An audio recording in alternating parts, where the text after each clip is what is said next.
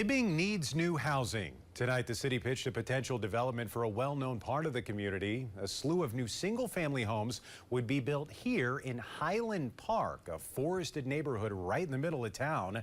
But not everyone's on board. Northern News Now's Jeffrey McClure was at tonight's public hearing where concerns were voiced. It's the best of both worlds. We live in town, but it's very private. Highland Park has been a highlight of Hibbing for decades due to the small community it makes for residents and the opportunity it presents with more than 70 acres of green space. Now, as Hibbing tackles its own housing crisis, the land has been looked at as a potential starting point.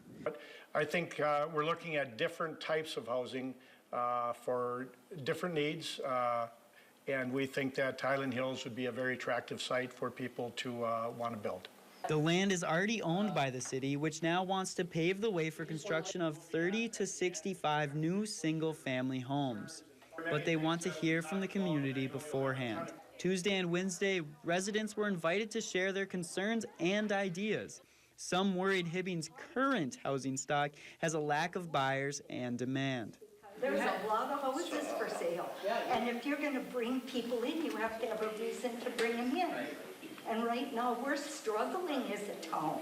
However, a recent study done by the city shows they need 1,200 new housing units by 2035, and this is just the first step. If you want to attract businesses, if you want people to come to your community, you want to have affordable and many different types of housing. Many residents question the choice of Highlands as the first project and believe the city should start small before going for such a distinct location.